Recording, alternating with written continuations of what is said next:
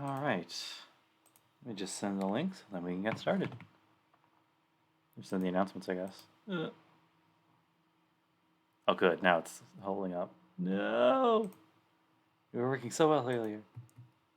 Okay. There we go. Oh, man. That stream element spot is being very weird in chat, but it should be fine. Okay. Let me just pop that out and we can get started.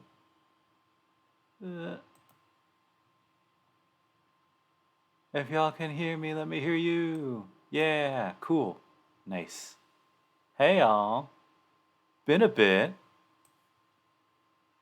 This is mostly on my part because, I wanted to get some things ready before I started in properly again.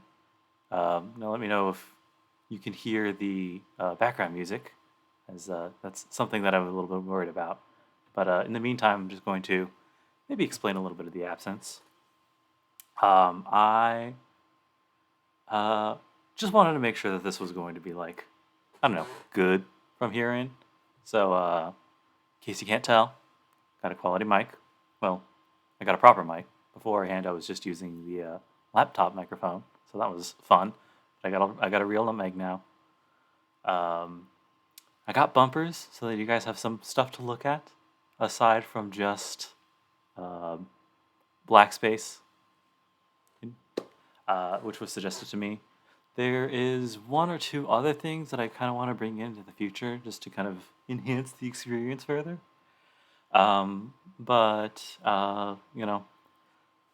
Things just aligned in the way they did so that I just wanted to, get one in just to kind of get the ball rolling again.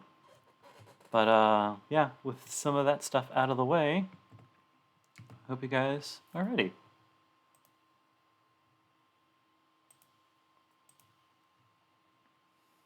All right.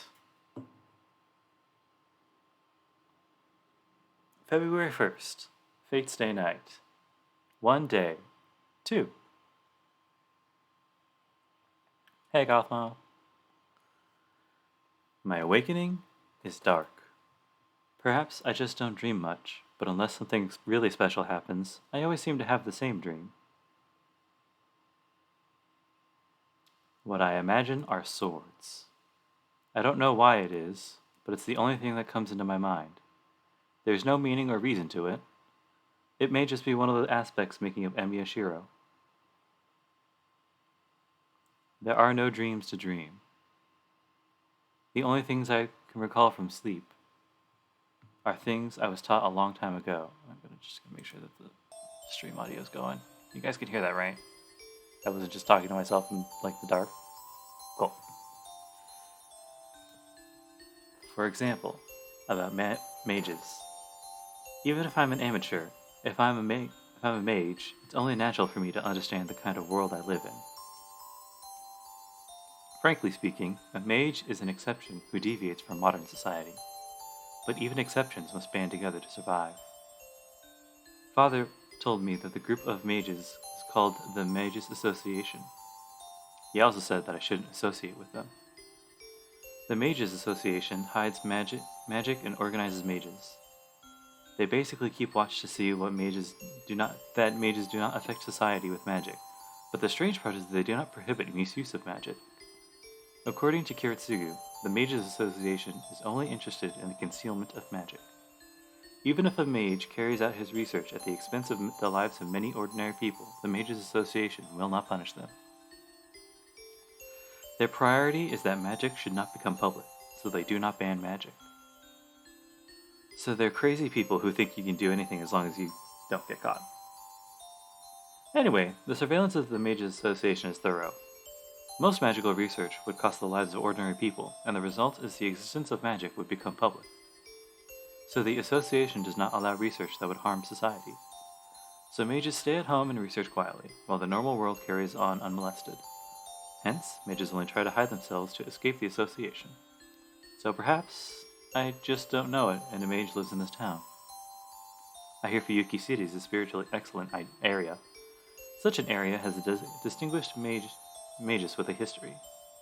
They are called the Second Owner, an elite, and the association entrusts the area to them.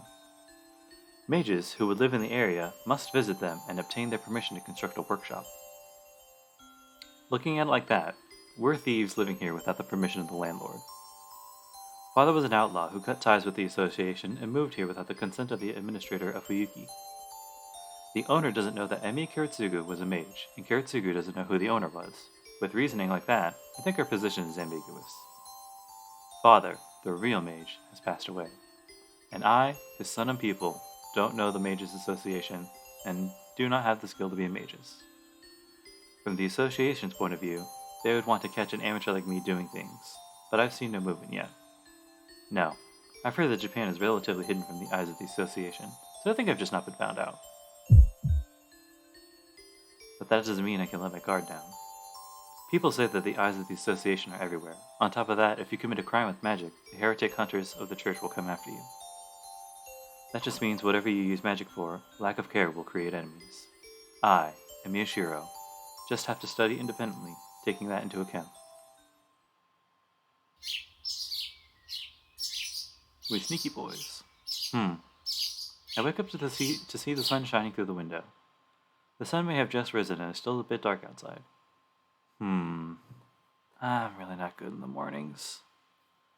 I get up, try not to be defeated by the morning chill, and quickly fold up my futon. It's 5:30.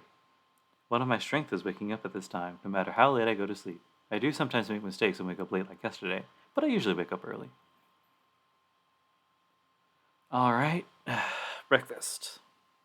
Since I let Sakura do all the work yesterday, I have to return the favor this morning. I should finish preparations before Sakura arrives.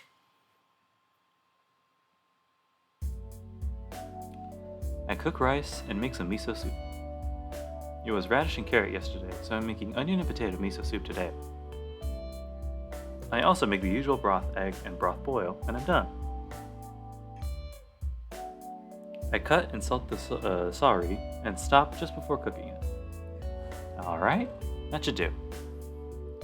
It's almost 6 o'clock. I finished earlier than expected, so I have some extra time. So, what should I do? Yeah, I guess I can train a bit if I have this much time. The morning exercises are my daily routine, so I'll go and stretch my body a bit.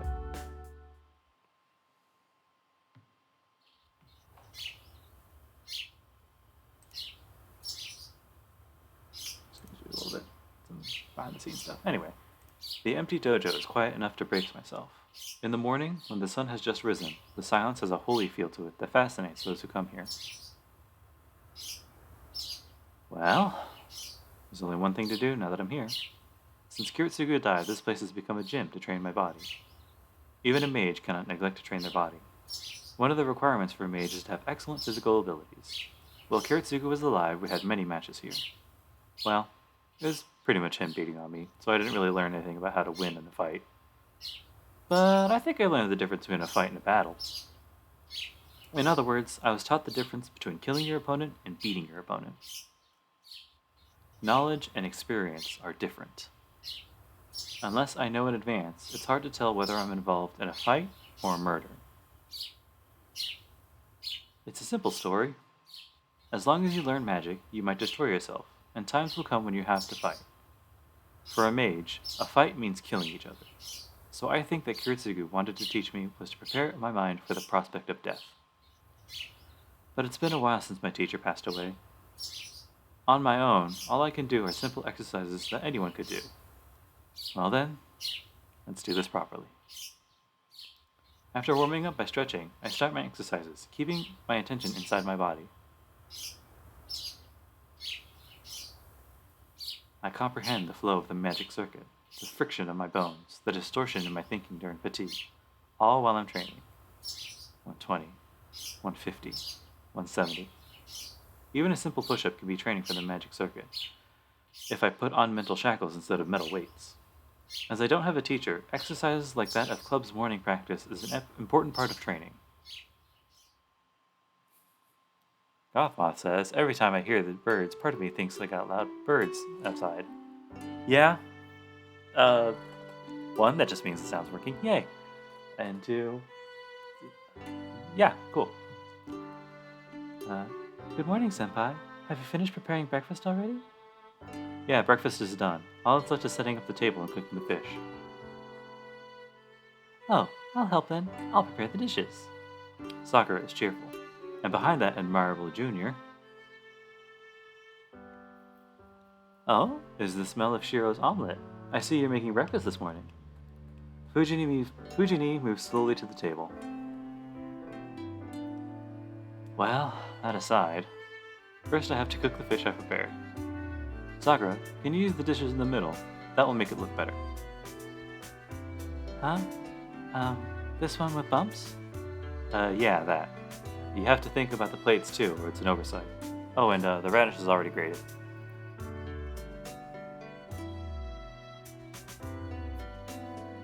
Sakura takes a dish from the back. I think I saw a faint bruise on her wrist when she leaned forward. Hold on, Sakura. Yes? What is it, Senpai? What's that mark on your wrist? Oh. She looks away awkwardly. And that tells me who caused that bruise. Shinji again, huh? What does he think he's doing, beating on his sister? That's not it, Senpai. Well, I fell and hurt myself. I'm a bit slow, you know? So I fall and get hurt a lot.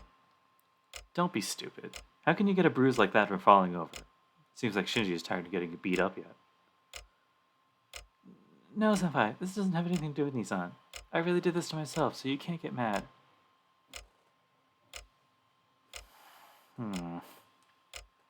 Sakura falls silent. Sakura looks calm, but she's pretty obstinate.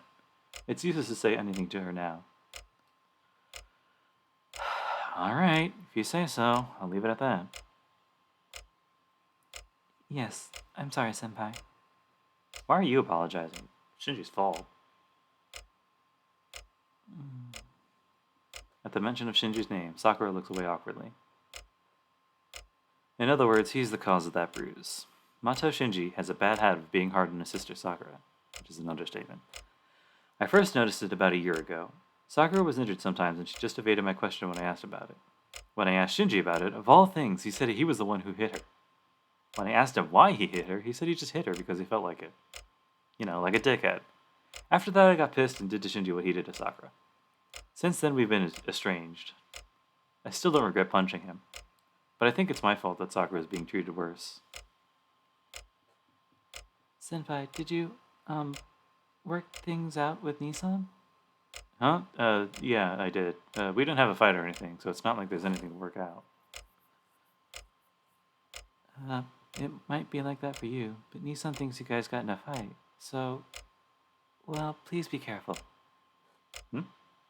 Sakura says weird things sometimes. Be careful. You mean a Shinji? Yes, I think Nissan thinks of you as an enemy. And he thinks you're quit the club because of him. That's not true. Me quitting the club had nothing to do with Shinji. Well, maybe a little bit, but it's not something you should worry about. Like Shinji says, this is certainly indecent. I point at my right shoulder. There's a scar there. It happened a year and a half ago. A shipment collapsed on me during work and I hurt my right shoulder. I got out with just a broken bone, but the shipment was a hazardous one and I got burned on my skin. After that accident, I quit the archery club. My school archery club emphasizes formalities as they let us shoot formally even as students. The men expose their right shoulder when they shoot. Shinji commented that it might be indecent for someone shooting formally to have a scar on their shoulder. Since I was getting busy with work, I quit the archery club right then. Senpai, you might be persistent, but are you really not shooting anymore? Fujiwara-sensei said your injury shouldn't be a problem. What are you saying? Fujini wouldn't think it's a problem even if I broke every bone in my body. Senpai, I'm being serious. I should answer seriously too, but I can't give her the answer she wants. I don't have the time to do club activities for now. I like archery, but it's not something I prioritize, so I'm taking some time off from it. How long is some time? I guess until I feel like it. Well, I'll try to make it back before you graduate. Welcome me then, Sakura. pats Sakura's shoulder. Oh, yes. I'll be waiting. And she nods so powerfully it seems like she might drop the plates she's holding. They're cute. It's almost 7:30. Sakura and Fujini have already left for their morning club practice. I went to school early yesterday because Issei wanted me to, but I leave my house at the usual time today.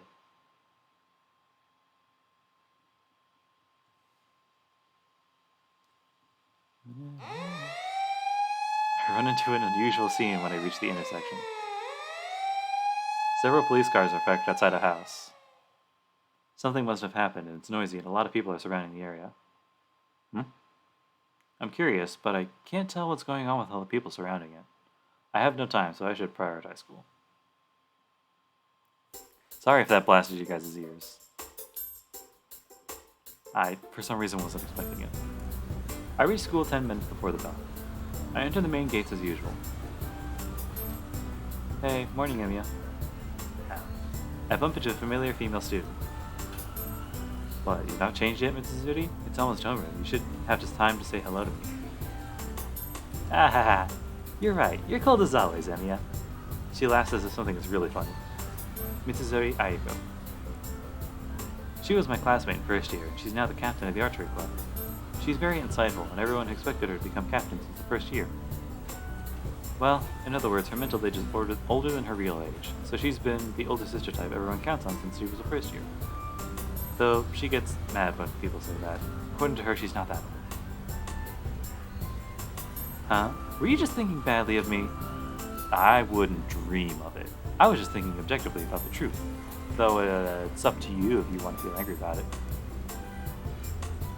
Oh, you don't say. That's good. You answered honestly, but you never revealed what you were thinking about. You don't let your guard down like Shinji does. Shinji, what does he have to do with this? Because you guys are friends. You're the only male friend he has, right? And you might have forgotten, but I'm captain of the archery club. Don't you think it's only natural for me to connect with the current problem student and the problem student that quit? Yeah, it's certainly natural. The archery club has nothing to do with it, but I certainly do have an inseparable relationship with him. Ooh, that makes me mad. You get so cold when talking about the archery club. You've got it nice. You left Shinji behind and just quit. Couldn't you think about those who were left, like me and Sakura? Did Shinji do something again? A day doesn't pass when he doesn't do something. But still, yesterday was a bit too much. He even made a guy from the first year quit. Sounds like a dickhead. Mrs. Zuri sighs seriously. It's rare for her to make a face like this, but even more than that, I can't ignore what she just said. What's that? A student quit. Why? Shinji took his anger out on him. He got loads of female students around and made the kid, who had barely started handling bows, shoot.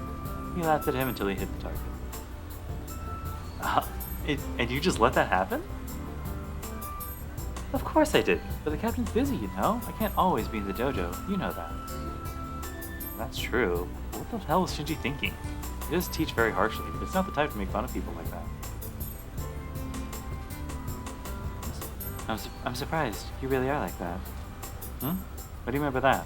Were you just thinking badly of me? Oh, I was just thinking objectively about the truth, so it's up to you if you really want to feel angry about it. Stop copying me. Fine, but what about Shinji? Why did he act like that? From what I heard, it was something like getting turned down harshly by Tosaka. Huh? You mean by that Tosaka? There's no other Tosaka at our school. I'm talking about the honest student in class 2A, Miss Perfect Tosaka Rin. I don't think I've heard that nickname before. It's the first time I've heard the nickname, but I probably would agree with it. With Tosaka involved, I can even understand Shinji getting turned down, and most of all, if it was Tosaka, I can see her refusing him mercilessly. Anyway, Shinji's been like this since yesterday. That's why I've had to keep an eye on the dojo until now today. Shinji's had a nasty temper. I know it's hard, but keep up the hard work, Mrs. Uri. Okay, but Shinji never knows when to stop, you know? I feel like he'll do something really bad if he asks her out again and gets turned down again. No, even Shinji wouldn't approach someone who turns him down. He's pretty good about that kind of thing. But he can't help if the person who turns him down comes near him. I don't know why, but Tosaka comes and visits the dojo pretty often. You quit, so you wouldn't know. Hmm? That's the first I've heard of it. Tosaka Rin doesn't do any club activities for personal reasons, though she went straight home since she even turned down the recommendation to join the student council.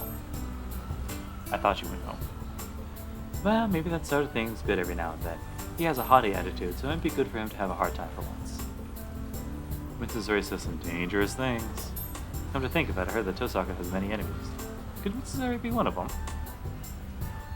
Hey Mitsuzuri, that's going to... Oh, it's almost time. Bye, Emiya. Come see my archery skills sometime. Mitsuzuri hurries off. She's just like always. But I like that part of her. Feeling calmer now, I head for the classroom.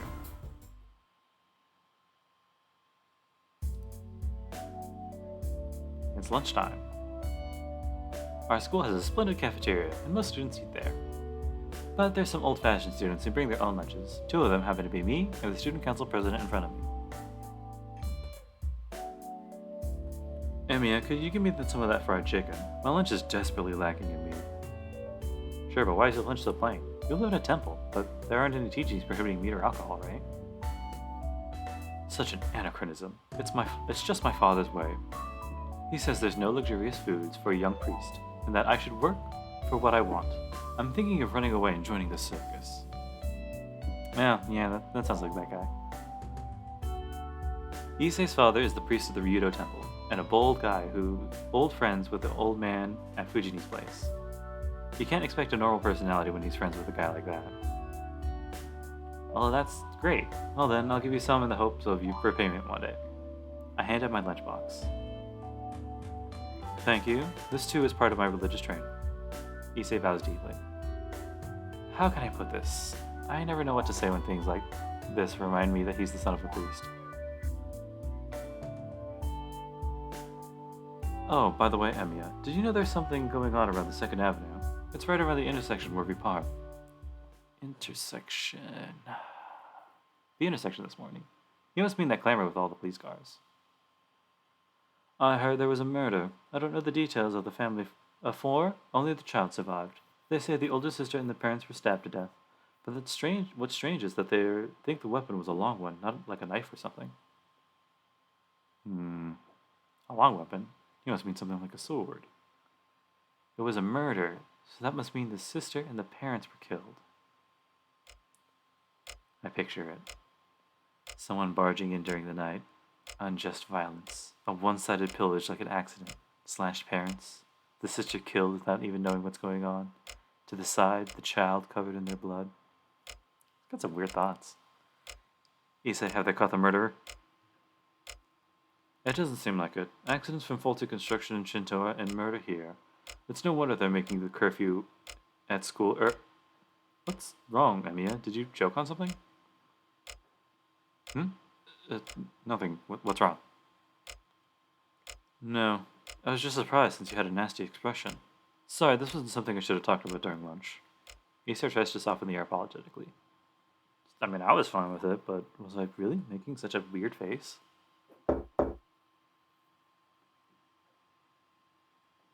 Shirou looks like he's about to square up on someone, thighs of my religion, because he's weirdly, like, fighty? I don't know how to describe it, but, like, you'll see later. And then there's a quiet knock at the door. Excuse me, is Ryudo here?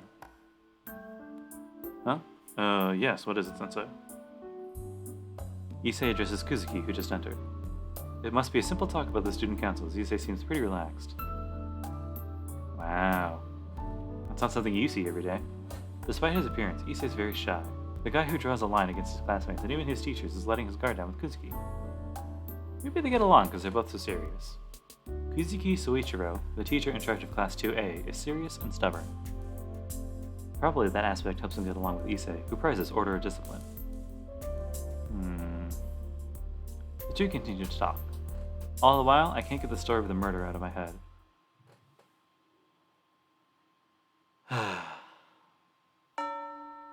Classes end and it's time to go home. I cannot go anywhere as I have work today. I shall leave school and go straight to the neighboring town. But... Still worried about the conversation I had this morning. I've made my way to the archery club before I knew it. Jeez, what am I doing? According to Mitsuzuri, Tosaka-rin comes here often.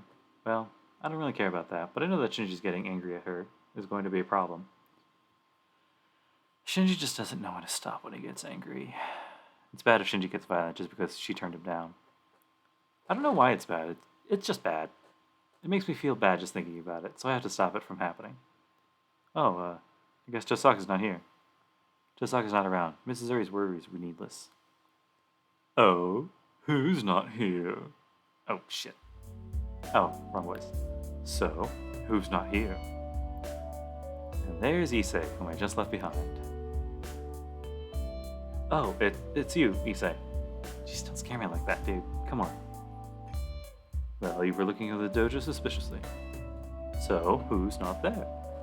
Tosaka, I heard that you had an argument with Shinji yesterday, so I came to see how things were. Oh, wow, that's suspicious. You just gave your reasons without being asked. I only asked you who wasn't there. What? What I do shouldn't concern you. Yes, that's right, but it's useless, Emiya. Tosaka won't be here.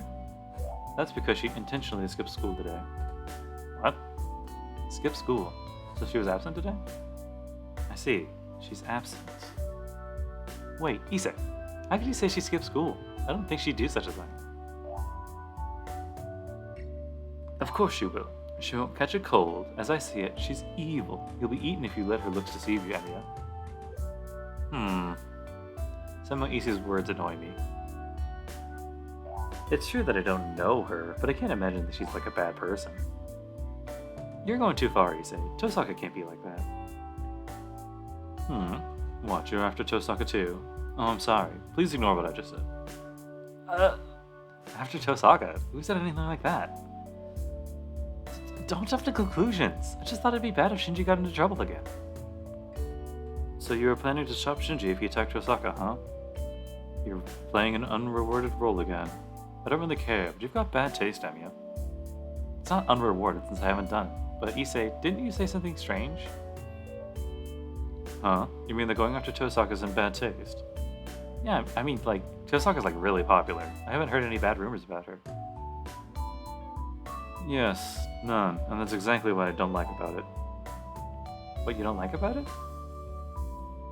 Everything. The woman's a fox, a schoolgirl, a monster.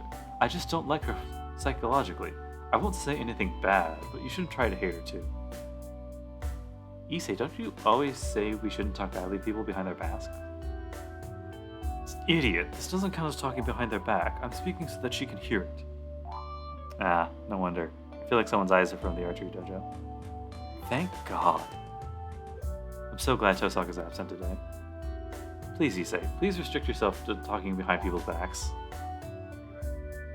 Alright, if you say so. But I wasn't insulting her at all. I was only saying that I'm on guard against her. That should be within my rights. But you were saying things like monster and fox. And I think the term schoolgirl is discrimination? No, that was just praise. There are good foxes and monsters too. I only applied the terms to describe Tosaka. Katsu. Issei laughs. Well, I'll be going. I'm going back to the student council room, but you're going to work, right? You shouldn't have time to play around like this. He must feel refreshed now that he said everything he wanted, as he leaves calmly. I've known him for 2 years now, but I still don't understand his personality. Wow, that's a lot louder than I thought it would. She turns down. Just a touch. Maybe do that while I'm at it. Okay. 20 minutes after the bus from my school, I arrive in the neighboring town of Shinto across the bridge. Oh, it's not 5 yet. I guess it's still have some time. Miyama City is a residential district, so there's no part-time jobs there, but the developing Shinto has many available. The school approves of students having part-time jobs, so I work a few easy ones. I prefer hard physical labor that ends as quickly as possible. It's killing 2 birds with 1 stone, as it builds my body while I get paid for it.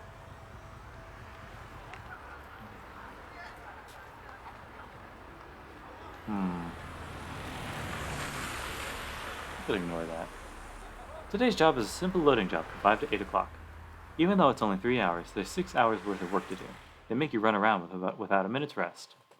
So I should rest when I can, even if it's just for 10 minutes. It's a waste of energy walking around till my day job, so I guess I'll rest in the park. If I can get rid of that. What do these do? Oh well. The park among the buildings is like a big field.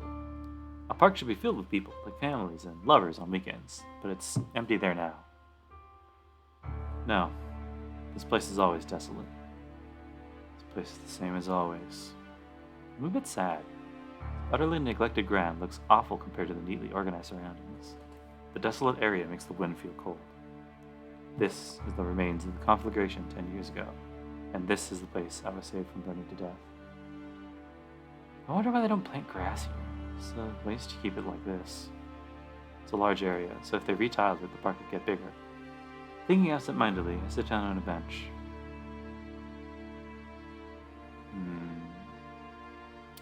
I stare at the burned land to pass the time. Yeah, Gothmoth, that is like a weird bot. I don't know how to get rid of it right now. I'm just gonna let it sit. Because I don't want to interrupt the flow. Yeah, okay. I stare at the burned land to pass the time. I don't remember what happened here back then. I probably don't remember because I was a kid, and it wouldn't have been an easy scene to memorize. All I remember is that it was hot and I couldn't breathe. And that people died trying to save others.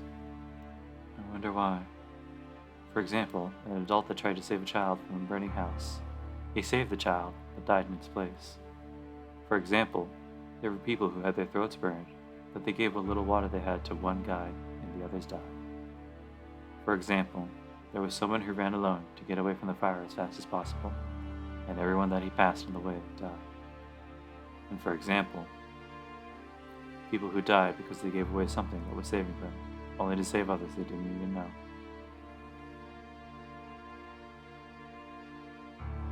I didn't like things like that. It makes me mad that those who tried hard were sacrificed. Am I greedy to one ending where everyone is safe and happy?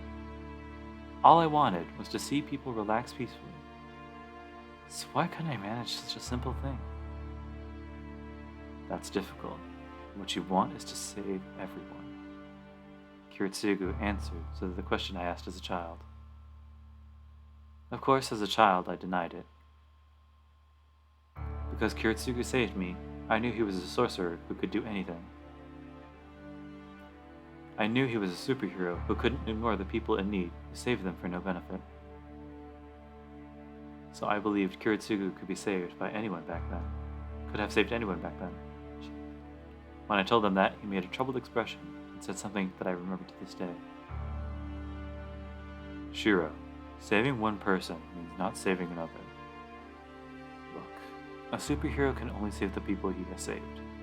It's obvious, but that's the definition of a superhero. I understand that. It's obvious now that he said it. Let's say there's a robber and some hostages, and the robber intends to kill the hostages. With normal methods, most of the hostages will be killed. Even if you use a miraculous method to save all the hostages, there will still be one person who isn't saved.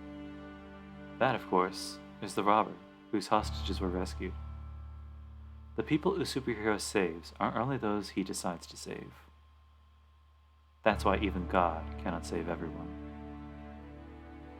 All the more so if it's a natural disaster. No one could have saved everyone. The fire 10 years ago was like that. It's not something I, who was miraculously saved from it, can talk about now. But I don't want that. I don't want such a thing. I don't want help that has a limited capacity. You have to help, no matter how impossible it is. I can't stand to have strangers dying around me like back then.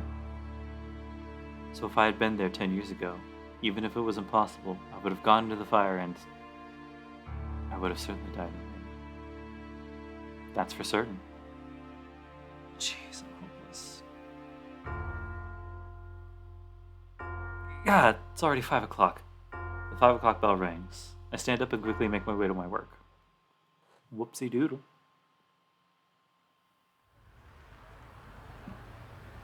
When my job's done, the sun is already set. It's a bit before 8. I finished 10 minutes early because I worked too hard. It seems I worked frantically since I went to that place before work. Here in front of the station, the night's just getting started. There are lots of people and a constant flow of cars on the road. The buildings are still lit up, and just looking at them makes me feel like I'm watching a grand festival of illumination. I guess I don't have to buy anything for Fujini. I walk while looking up at the lighted building. It's the biggest building in Shinto, so I can't see the top clearly. I just gaze up at the building and enjoy the night scenery. When I think I see something out of place... What was that? I stop and stare at the rooftop. Focus my eyes, looking at the things as small as a grain of rice.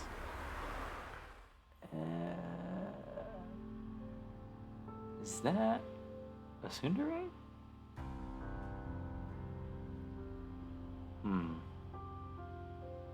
It looks like someone I know.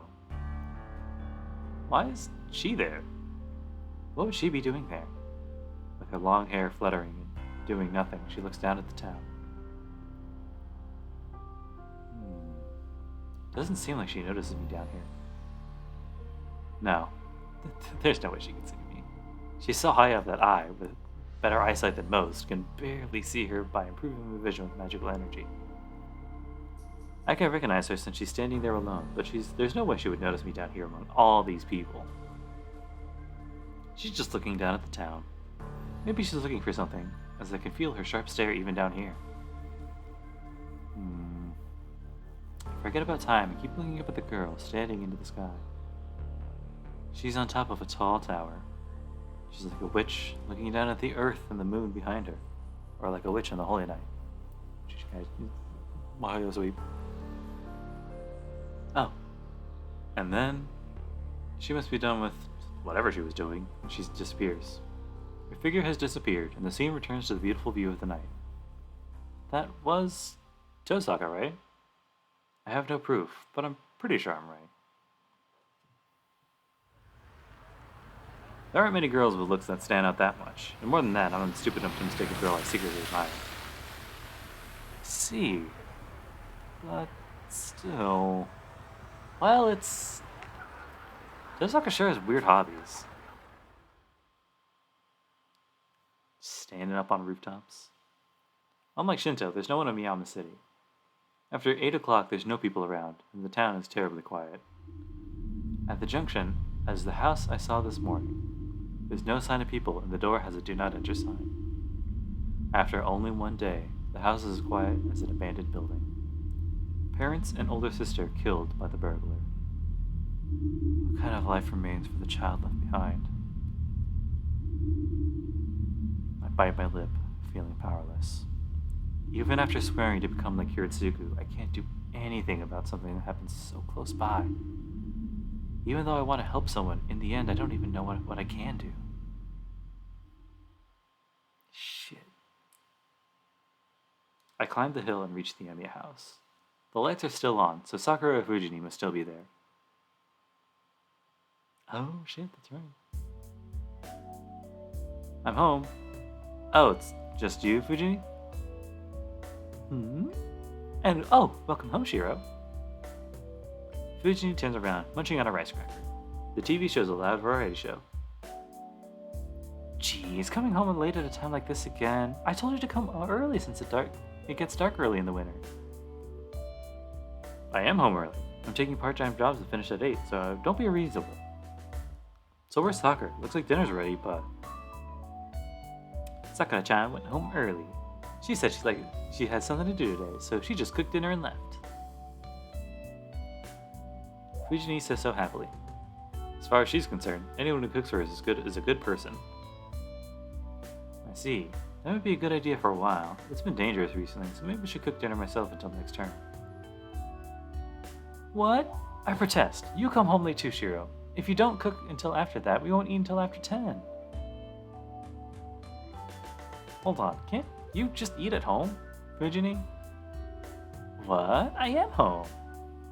Fujini seems puzzled. Honestly, I'm not sure if that makes me happy or sad. Alright, I understand. Can't exactly expect you to cook for yourself, can I? Anyways, what's that thing by your feet? Don't tell me you've been picking up junk again. Fujini has a terrible habit of leaving junk at my place. Large bowls from restaurants, a heavy teapot she got in the shopping district, a weird guitar that plays by itself. That one is weird. I think she thinks this place is some kind of a warehouse. Let me see. I'll throw it away if it's junk. This? It's a poster that was left over at my place. Fujini hands me the poster. It's probably some infamous idol or something. Let's see. Here we have a military-style guy with his thumbs up on a cheap-looking sky blue background. In letters like blood, it reads, "Love's lovely Rangerland. Please join the self-defense force." Hold, is this an army recruiting poster? I don't want it, so you can have it. I don't want this either. I rolled up the poster and hit Fujini with it. Heh, missed. But Fujini deflects my attack with a poster she had hidden and counterattacks mercilessly. Bam! The poster lightly knocks my... Fuck! Ugh. Stars! I saw stars! Heh, don't imagine you can hit me with your skills. You need to practice more. That's not the problem! What was that? Why does a poster make a crash like that? Could this be the skill of a master? Huh? Oh, sorry, this poster is the special edition first made from a steel plate. Shirou, is your head alright? Fujini, your personality is gonna kill someone one day. I'm not worried. Shirou would marry me if that happened. No, I completely refuse. I have no intention of marrying such a thoughtless killer. Hey, I don't think I'm that dangerous of a person. I knew it, so it's true that people never know themselves. How true, how true. I have to watch out or I'll be killed. Huh, just keep saying that. Anyways, I'm hungry, Shirou. I've waited all this time, so let's have dinner. Fujini stands up. How weird, Fujini's helping out. Even if it's only setting up the dishes. She must really be hungry. Okay, then you can get the dishes out. You can pour rice, right? I can. Hey, Shirou, can I use a bowl? I guess so. Soccer isn't here today, so there'll be some left over anyway. Alright, I'll use the same for you then. Fujini pours rice into 2 bowls. Ah, well, I was gonna have seconds anyway. And besides, if I argue with Fujini, she'll take my dinner away. And to add, chaotic dinners like this have been common scenes for many years now.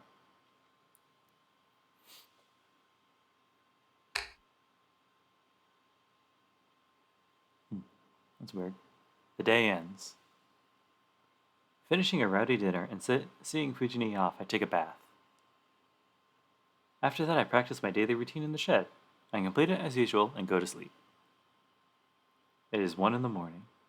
The day ends peacefully without any troubles. Good night.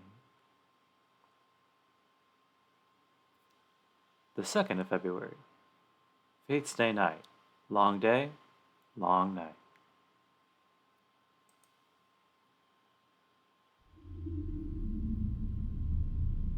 I'm in a fire. Collapsing buildings and burning people. No matter how far I run, the scenery is always red. It's a vision of 10 years ago. A memory of the distant past I haven't remembered in a while. I run through it as if recreating the scene.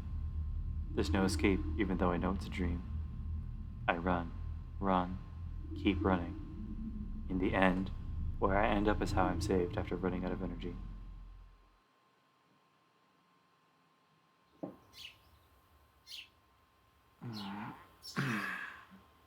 I wake up with a bad feeling. A feeling like a metal weight inside my chest. I feel my forehead and find I'm sweating a lot, even though it's winter. Oh, shit, it's already this late. It's already past 6 o'clock. From the kitchen I can hear the sound of the kitchen knife cutting something. Soccer as early as usual. There's no time to be impressed. I have to get ready quickly and get to help my breakfast.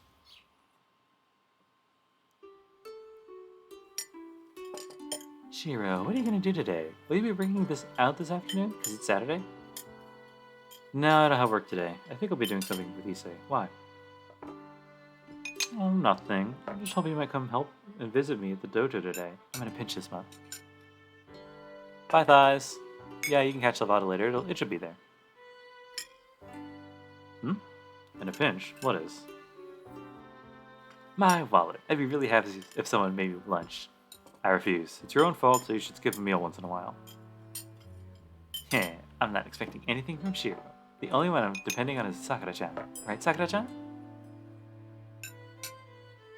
Yes, if you don't mind having the same lunch as me, I can prepare one. Yep, fine. Let's eat lunch together today then. Breakfast continues as usual. Today, along with the usual, there's simmered lotus root with chicken. I don't think she has to bake anything this elaborate for breakfast, but I think she's made a lot to take for lunch too. Sakura is a member of the archery club, and Fujini is in charge of the archery club. It's natural for them to share lunches. Oh yeah, Shirou, you were late this morning. Did something happen? Fujini looks at me, sipping her miso soup. She's usually pretty slow, but she gets sharp only at times like this. I had a dream about my past. I just woke up grouchy, that's all.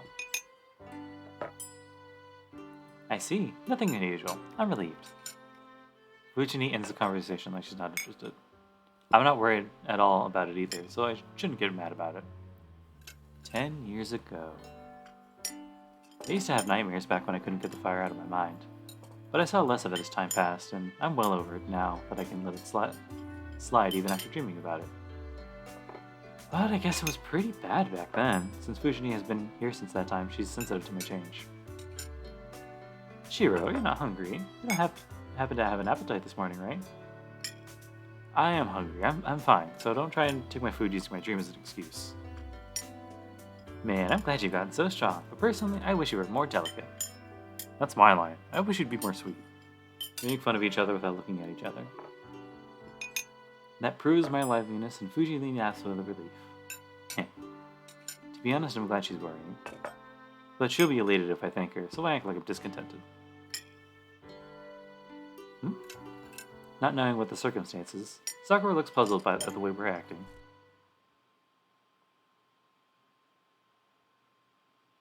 After Fujini leaves, we lock the house and leave.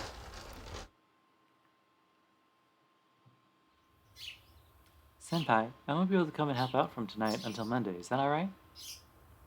I mean that's alright, but it's the weekend anyway. You should be hanging out with your friends. Don't worry about it.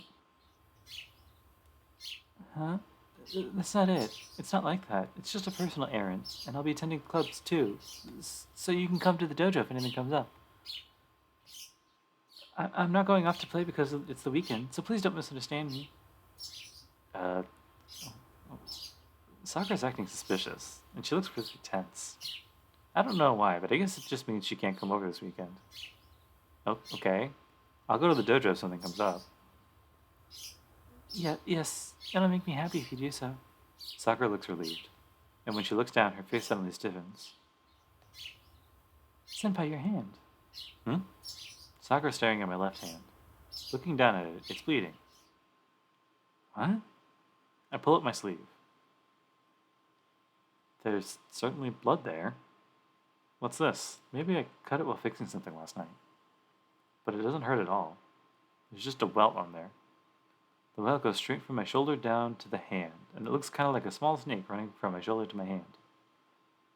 Well, I don't feel any pain, so it should go away quickly. Don't worry, it's probably nothing.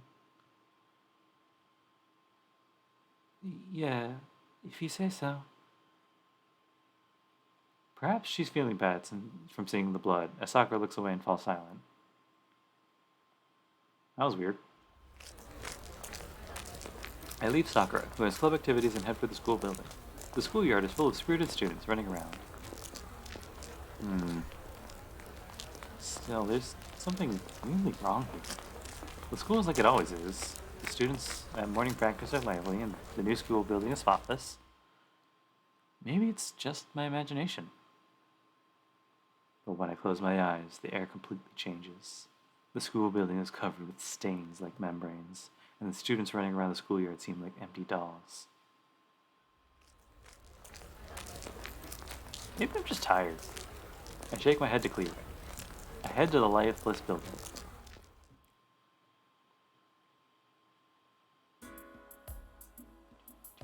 School ends early on Saturdays. Classes end before noon, and after I finish helping Issei, the sun is starting to set. Well, let's head home. I pack up and leave my classroom. And then... Oh, you're still here, Emiya?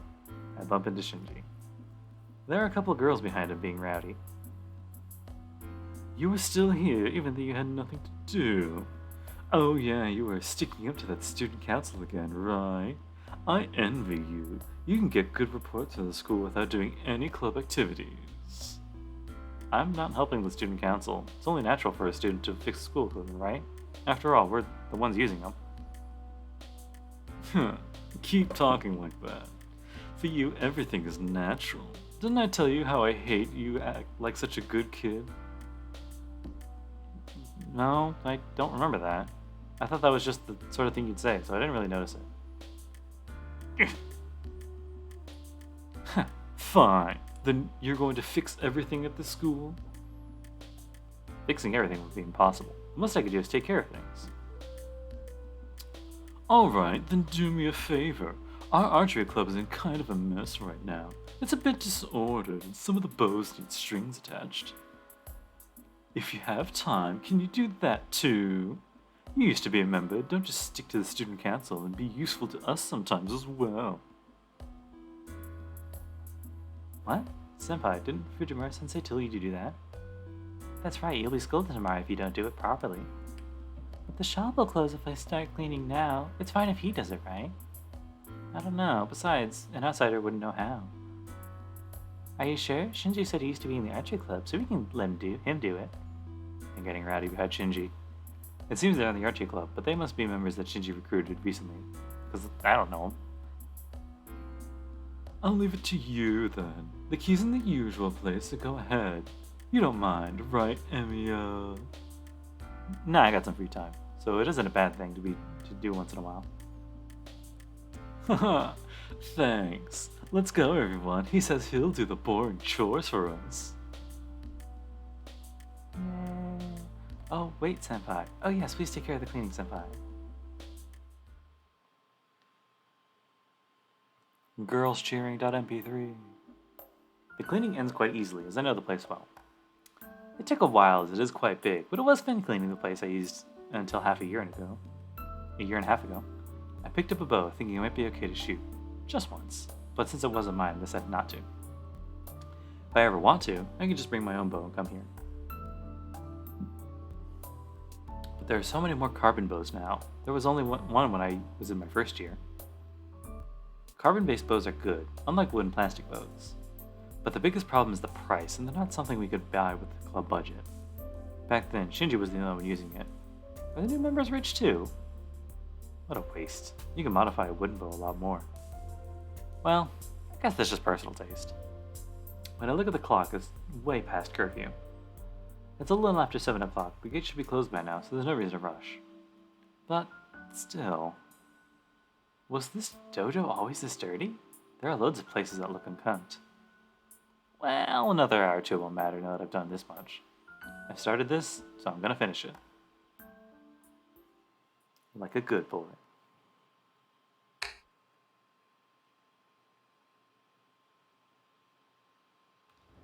Whew. The wind is blowing. It's so cold that my cheeks are getting numb. Fuiki City isn't usually cold during the winter, but it is cold tonight of all nights. My breath hangs as a white cloud. I wrap up my body to hold off the cold. No wonder it's dark. The moon's behind the clouds. There's no light in the sky when I look up. Because of the strong winds, the clouds are moving fast. It's past curfew and there's no sign of life in the empty school. It seems this place is filled only with chill, as it's all silent. Except for sounds of cool battle? What the fuck? Just now. I think I hear something. No, that's definitely something. Is it coming from the school grounds? This night. It must have been curious about the sound I must have been curious about the sound that broke the silence. To investigate it, I feel myself heading there, even though I somehow know I mustn't. Getting some creepy shit. And go to the schoolyard. People? Well, they only look like that from a distance. It's a dark night with no light. If I want to know more, I'll have to get closer to the schoolyard. I can hear the sounds louder now. It's the sound of metal hitting metal. That must mean someone is firing these weapons there. That's stupid. What am I thinking? Maybe I should try this out. So much sound modification. I dismiss the image from my mind with a bitter smile and walk on. At that time, maybe my instincts noticed the danger as I hid myself as I approached. I don't know if this is fortunate or not. But anyways, when I get by a tree that's big enough to hide myself, I take a closer look at the source of the sound. Well, it's still loud. Oh god, what the... That's so cool! My mind stops completely. What the... There's something cool there. A man in red and a man in blue. They're dangerously armed, and their ominous presence suggests they're actually slashing at each other. Like real battle style. I can't understand. I can't follow them with my eyes. My brain doesn't work properly, faced with their impossible movements. But the clang of their weapons tells me they're trying to kill each other. I just knew immediately when I saw them. They're not human. They're probably just things that look like human. I can tell, not because I'm learning magic. Anyone will realize they're not human. After all, humans don't move like that. So there's something no one else should associate with. I can feel their murderous intent even from a distance. I'm going to die. My body understands faster than my brain that I will definitely die if I stay here. That's why my heart is racing so fast. As a living thing like them, I sense that they're living things made only to kill. They're using weapons made only to kill. I remember the murder yesterday. They said the family was killed with some weapon like a sword. I shouldn't watch any longer. But my body won't follow my commands, and I can't even breathe. My mind wants to run away, but my judgment tells me I'll be seen the moment I do. More than the conflict within me, my body's just numb. Even though I'm over 40 meters away, I can't breathe properly. It's like I have a spear pointed right at my back. The sounds stop. The figures separate and stand facing each other. The moment I feel relief at the end of their battle, I sense an even stronger intent to kill. My heart stops. The numbness on my body becomes convulsions as I clench my teeth trying to hold my trembling body. What the hell is he? An overwhelming amount of magical energy is flowing into the guy in blue. Kiritsuka showed me once that it's like to draw in magical energy from the surroundings. It was a beautiful magic that impressed even an amateur like me. But that thing is different. Even the simple task of drinking water could seem ugly if it goes too far. What he's doing is so excessive that anyone with knowledge of magical energy would hate it.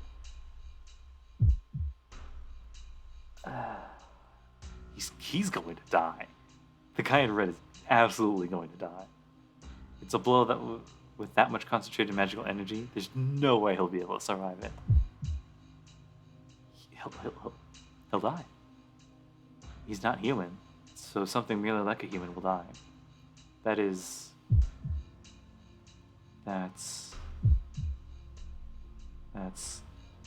something I can just ignore? That doubt takes my mind off of them. The binds on my body disappear in that instant and take a deep breath. Who's there? The guy in blue stares at me. Who's hiding? Oh shit. The guy in blue's body sinks. Just like that motion tells me that I'm his target now. My legs start running automatically. I finally realize that this is an action to escape death, and I put all of the energy into my body into running away. I don't know how fast I run, but before I know it, I'm in the school building. How stupid of me. I regret my actions, panting heavily. I should have run into town to get away. What am I doing fleeing into such a deserted place? In a school of all things, isn't there some better place to hide than here? Anyways, why do I think I'll be killed if I don't escape?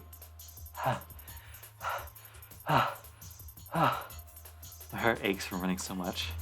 Turning around, I can sense nothing pursuing me. The only sound in the air is the sound of my footsteps. Whew. So I could finally rest. I stop my feet, unable to take another step. I send oxygen to my pumping heart, and I look up only to finally realize that I'm safe. Man, what was that? I recalled the scene from earlier while catching my breath. Anyway, I'm sure it wasn't something I should have seen. Some things like humans were fighting in the school grounds. That's all I can remember. But there was something else I saw out of the corner of my eye. I think there was someone else there too, but I can't remember what the figure looked like. To be honest, I didn't have the composure to notice anything other than those two fighting. Well, anyways, the chase is over, right? The voice comes from right in front of me. Yo, you ran pretty far. I can't breathe. My brain stops, even though I cannot think. I vaguely understand that I'm going to die. You know better than anyone that you can't escape, right? People who get killed usually like that. It's nothing to be embarrassed about. You don't have to be ashamed.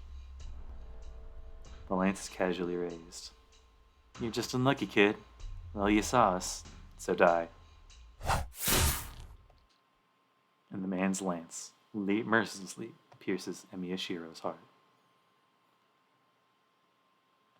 There wasn't even time to dodge it. All the training I did was for nothing. I knew I was going to be killed. I knew I was going to be pierced by that lance, yet I could not move at all.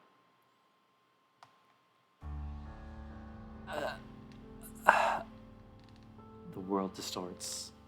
My body grows cold. Feeling vanishes from my fingertips.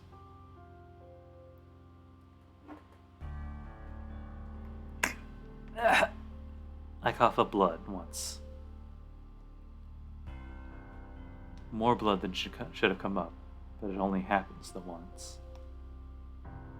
Perhaps the man's lance is special. The blood slowly clots, and the heart that should have exploded stops working with just a single pierce.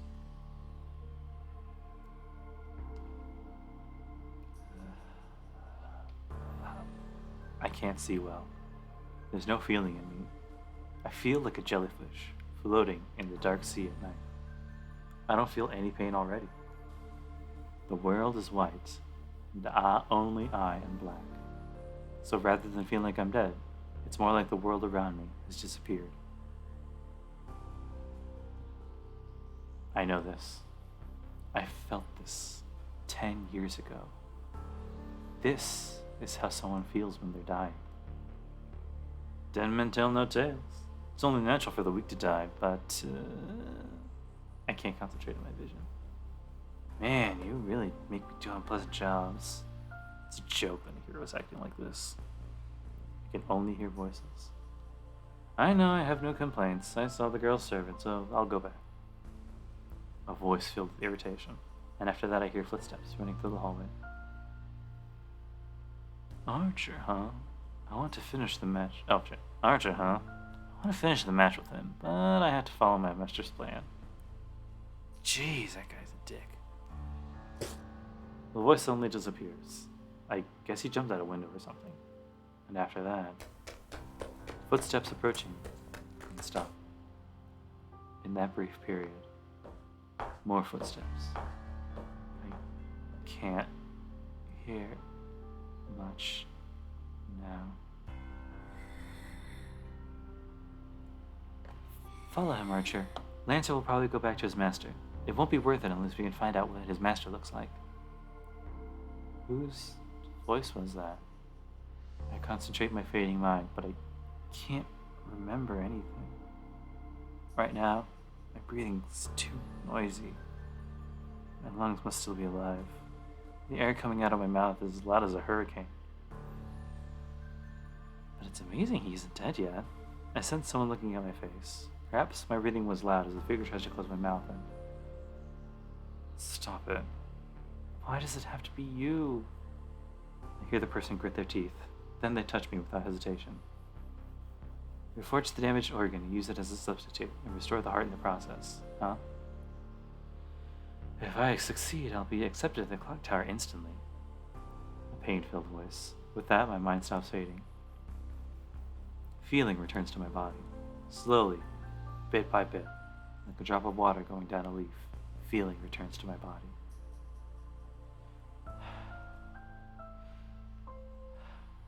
What is this person doing? This person is sweating, and pieces of their hand on my chest with all their heart. Places their hand on my chest with all their heart. When I notice the place where the person placed their hand is terribly hot. It must be so hot that the frozen blood melted and started to flow again. Phew. I sense someone take a deep breath and sit down. I'm tired. I hear a clang of something falling. Well, I guess it can't be helped. Forgive me, Father. Your daughter is terribly heartless. And that's it. The person speaks to mock themselves and leaves.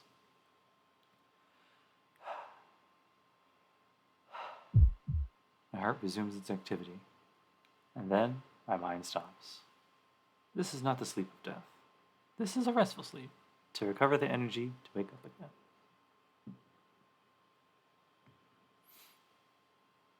And a little bit longer.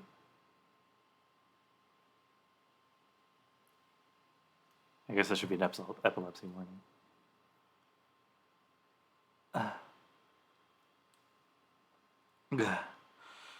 I wake up. I feel sick. My whole body's in pain and I have a sharp headache each time my heart throbs. What the fuck? I can't remember because of the sharp headache. My body's cold, probably from lying on the floor for a long time.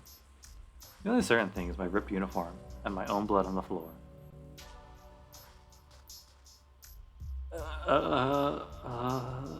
I get up with a hazy head. The spot where I was lying looks like a murder scene. Damn. I guess I really had my chest pierced?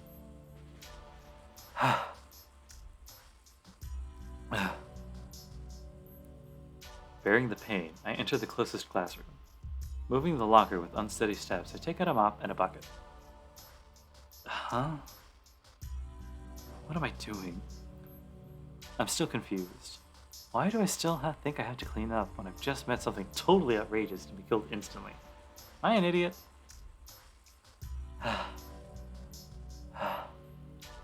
Damn, it won't come out. I wipe the floor with the mop.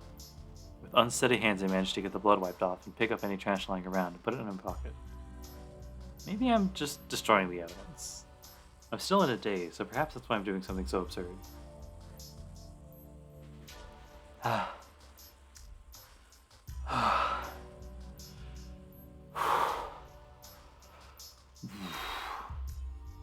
put back the mop and bucket and leave the school like a zombie. I get hotter as I walk. The air's so cold, but it feels like my body's burning.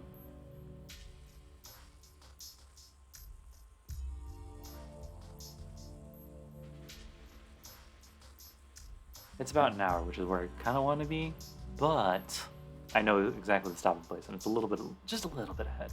So we're going to go for a little bit longer. When I get home, the day has already changed.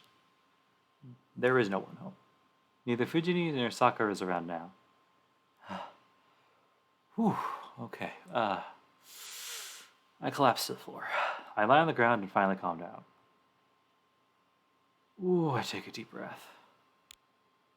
When I inhale, my heart cries in pain, as if cracking apart. No, that's wrong. It wasn't just cracked. It had a hole in it, but it healed, and the wound tries to open again when I inhale. So it's true that I was almost killed. No, that's wrong too. I wasn't almost killed. I was actually killed. But I'm still alive in spite of that, because someone saved me. I wonder who it was. I should at least thank them. Since the person was there, the person might have something to do with them. But it makes no difference to the fact that the person saved me. I have to thank them one of these days. The moment I let my guard down, the pain returns. At the same time, I feel like vomiting. Ooh. I sit up and resist the sickness. I place my hand on my bare chest where the uniform is ripped. Even though I was saved, I did have a hole in my chest. That feeling, such an unpleasant feeling, a spearhead entering my body, isn't something I can forget easy. Damn, I'm gonna have nightmares about this for a while. If I close my eyes, it feels like the light's still in me. I shake off that illusion and try to calm down. Okay. All right, I'm chill. I think I'm starting to calm. The result of all that training every night, just taking a few deep breaths clears my mind, and all the heat and nausea vanish from my body. So about those cool dudes, a man in blue and a man in red. They looked human, but I don't think they were. Are they like ghosts or something? But I've never heard of ghosts with form, ability to associate directly with people. And they were talking too. They have their own will. It's hard for me to think of them as ghosts. I've heard that the only ghosts with a body are spirits, but aren't they shaped differently from humans? No, that's not the problem. There's another fundamental issue. Those two were killing each other. The murderous burglar that had appeared in the neighborhood. The ongoing ominous events in Fuyuki City.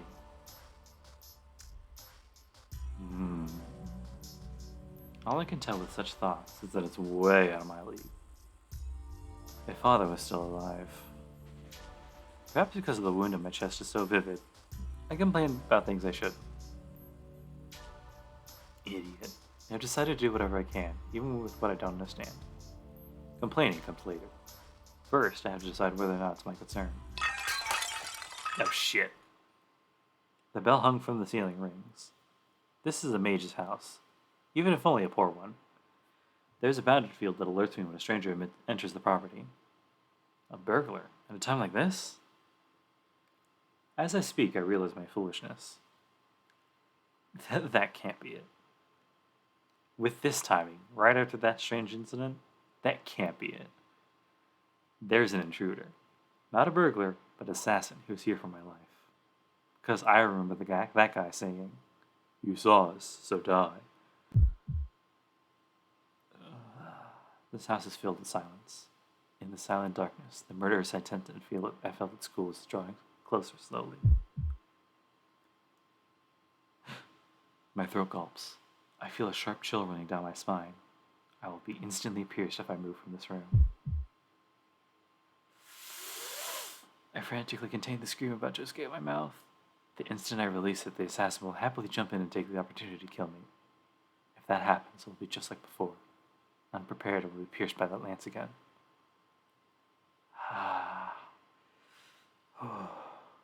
The moment I think about it, my breathing goes wild. Damn it. I'm ashamed that I'm about to give up my saved life so easily, and that I'm afraid. Gritting my teeth and holding my chest, I try to restrain myself. I should get used to it. This is the second time. This is the second time I'm about to be killed. That alone is enough to make me want it to end differently from last time. Besides, I'm a mage.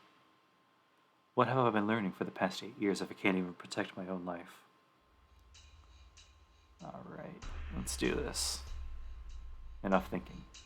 Right now I just have to counter the intruder. First of all, I need a weapon. Even though I'm a mage, all I can do is strengthen something that could be a weapon. To fight, I need a weapon. The shed has lots of things that could become weapons, but it's too far away. If I'm attacked when I leave the living room, it will just be a repeat of what happened earlier. It has to be different, but I have to find a weapon here. Something long and thin would be best. My opponent's weapon is a lance, so something like a knife won't do. It would be great if there was a wooden sword, something, but of course there's nothing. If anything here could be a weapon, it's... Man, only the poster Fujini left here is here. I'm disappointed. But despite that, I'm determined, even in this hopeless situation. Things are already bad as they can be, so they can't get any worse. So all I have to do is run forward until I run out of energy. Trace. On. With the words that suggest my reconstruction, I channel magical energy into this 60 centimeter long poster. I have to turn it into something that can repel that lance, so I need to channel magical energy into every corner and solidify it. Basic quality. Analyze. I extend my consciousness. As if soaking my blood into the poster through my skin, I permeate magical energy into it. Basic quality. Reinforce. A sense that I've hit the bottom. Right before the magical energy overflows from it. Trace off. I cut off all connection with the poster and shut out the feeling of success. The poster is now as hard as metal, but it's as light as it was before, so I couldn't ask for a better sword. I did it. How many years has it been since I last succeeded at the strengthening magic? It's kind of ironic.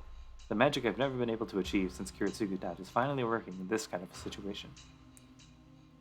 Anyway, now, I might be able to do something. I have some knowledge of how to use a sword. I'll hold the poster with both hands and stand up. I'll die anyway if I stay here. I don't think I would be able to flee even if I escaped this house. So all I can do is run straight to the shed and make a stronger weapon.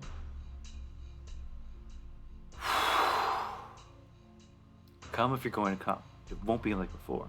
And the instant I think that, my whole spine shivers. When did he arrive? Appearing from the ceiling, the guy drops straight at me. What? Huh? Silver light descends upon me. The guy that seems to have come straight through the ceiling descends to pierce my head. You... I frantically escape by rolling forward. He lands softly while I keep rolling, but I stop rolling and stand with my freshly made sword in hand. He turns to face me looking bored. You're causing unnecessary troubles. I was being considerate by killing you before you noticed me. He raises his lance again, seemingly uninterested. I don't know why, but he lacks the spirit he had in the school ground. In that case, I might be able to outwit him. Jeez, I never thought I'd kill the same person twice in one day. I guess it means the human world is always filled with bloodshed. The man is complaining as he thinks nothing of me. I slowly move backwards. It's about 3 more meters to the window. Once out the window, it's about 20 meters to the shed. Then I can run off this instant. See ya. Don't come back this time, kid. He says blankly, as if sighing it out.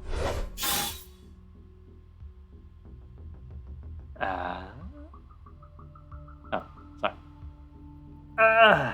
Pain still my right arm. That would be the thing. It happened in an instant. The man's lance is thrust without time for me to react. I would have faced my second death with that blow, but what prevented it was my newly made sword. He must have thought it was just paper. The lance thrust as if the poster was there, was deflected by it, and only skinned my right arm. Wow, that's a strange technique you got there. The man's expression goes away. His carelessness disappears, and now he's staring at me with beast-like eyes. I screwed up. I was just being stupidly optimistic when I thought I could do something. The thing before me is a monster beyond belief. Painfully, I realize my foolishness for letting my guard down even slightly against him. That's right. If I'd been really desperate, I could have ran frantically to the window as soon as I miraculously avoided his first attack. I thought you were just a kid, but I see. I do feel some magical energy from you, even though it's weak. That must be why you're alive even after I stabbed you through the heart. He points his lance at me. I won't be able to block it. I can't possibly block that lightning-fast blow. If his weapon were a sword, I might have been able to at least prepare for it. But that's a lance. A sword follows a line, but a lance has a point. How am I supposed to block a blow from the point I can't even see coming? Good. It looks like I might be able to have a little fun. The man's body descends. In that instant, his lance is swung sideways. I block the lance coming at my face with just my instincts. Good boy. Here comes the next one. There's a huge whirlwind. I don't know how he's moving the lance in this small room, but it makes a beautiful arc and comes to attack my body from the other side. Gah! My constructed sword stopped to move it, bends. Is he using a hammer? Damn! This almost feels like I broke the bones in my arm. Damn you! Huh? I swing the sword instinctively. He must take me lightly, as he hasn't pulled back his lance, so I flick away the shaft with my sword. The arms that hit it go numb. The sword bends even more, and the man's lance only moves slightly. God, you're useless. I gave you a chance, but you didn't do anything worthwhile. Well, I guess it's asking too much to expect a good armed fight from a mage. The man was just playing with me. He let me hit him once, since I blocked him twice. But I used up my one and only chance, just for a makeshift attack. That's why he sees no point in fighting me anymore. You've let me down. I'll just kill you too, my kid. He raises his lance again. Say, during that small unnecessary movement, what you want, you idiot? Without looking behind me, I jump out the window.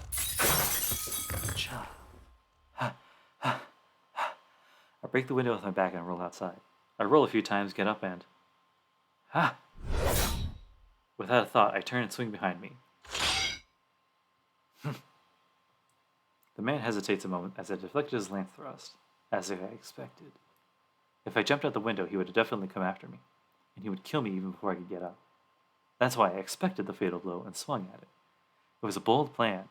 I would have died if it was a second too late or a second too early, but considering the difference in my skill, I never could have been too early. So all I had to do was get up as fast as possible and swing at what was coming behind me. The result was perfect. I won my bet and deflected the man's lance. I quickly regained my balance. Now I have to make it to the shed before he recovers. Fly. The man who supposedly had his lance knocked away comes up to me empty-handed and spins and executes a roundhouse kick. Ugh. The scenery flies past me. My battered chest is numb and I cannot breathe. No, what's more surprising is that I'm flying. I never, in my dreams, thought I would be sent flying by a mere roundhouse kick. I fall to the ground from my back. I hit a wall and come crashing down. I can't breathe. My vision is blurred. I manage to stand supporting myself against the wall of my destination, the shed.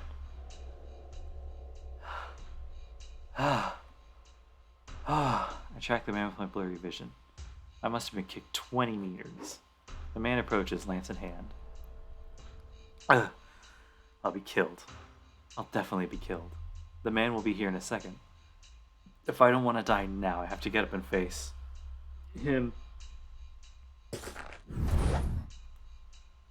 lance comes out at me. I can't even turn around fully, and my collapsing body faces the man's lance. Damn, if you're a man, keep yourself together. How fortunate.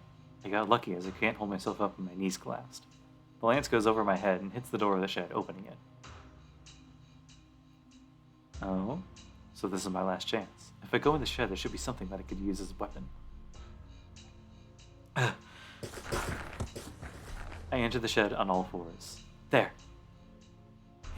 Here, this is it.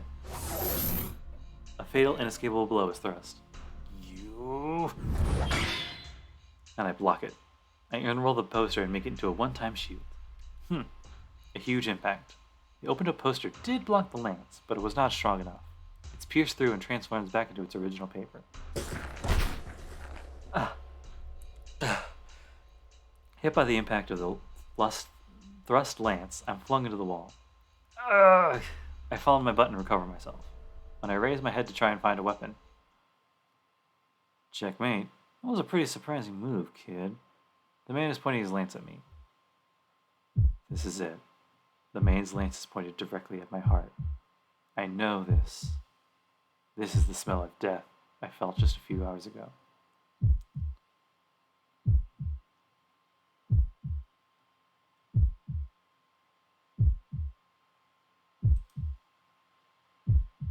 But I don't understand. You're quick-witted, but you suck at magic. Seems like you have talent, but I guess you're just too young. I can't hear him. My mind is focused only on the weapon in front of me. It's only natural. Because I'll die when that thing is thrust. So everything else is gone from my mind.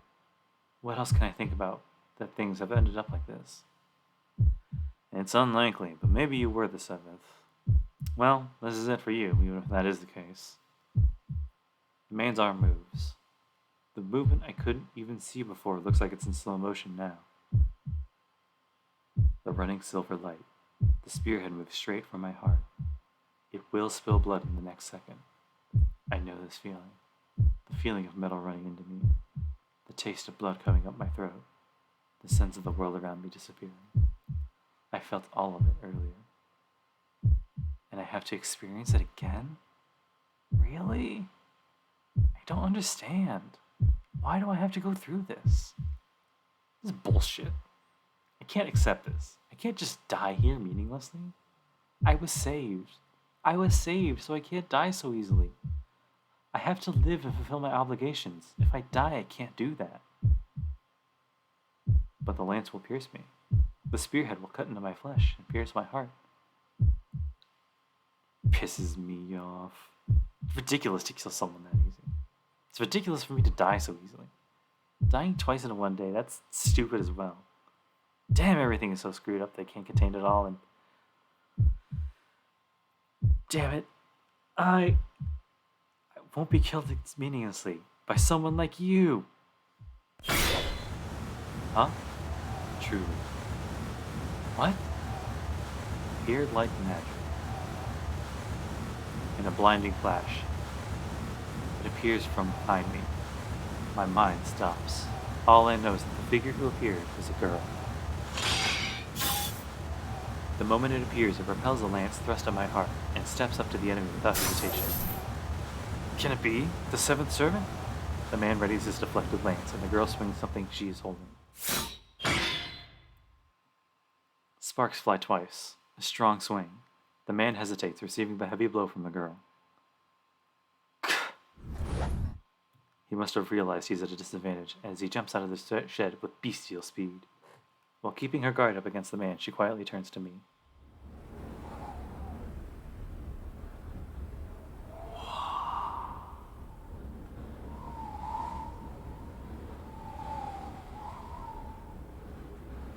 The wind is strong today. The clouds drift and the moon appears for a brief moment. The silver light that shines into the shed lights up the girl in knightly form. I'm speechless. Not because I'm confused by the sudden turn of events. I'm at a loss for words because of this girl's overwhelming beauty. The girl stares at me emotionlessly with her jewel-like eyes. I ask of you, are you my master? She says in a valiant voice. Huh? Master? I only repeat back her words. I don't know who she is or what she's talking about. All I know is that this small girl is the same kind of being as the man outside.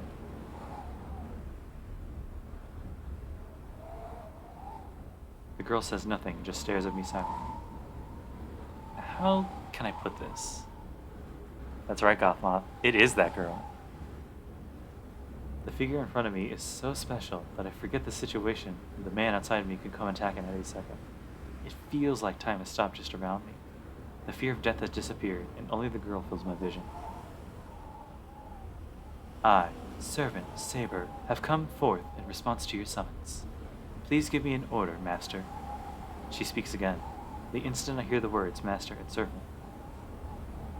A pain shoots through my left hand. It's like a hot iron has been placed in my hand. I grab my left hand instinctively. It must have been the signal that the girl quietly nods her lovely face. From this time forth, my sword shall be with you, and your fate shall be with me. Now our contract is complete. Contract? What are you talking about? Even I have some knowledge of magic. I understand what that word means. But the girl doesn't answer me and looks away with the same grace she had when she nodded. She looks at the door of the shed. That's right, Bush Titty. Sitting here, eyes emoji, knowing how iconic the scene is. This is the iconic scene. Everything comes from this.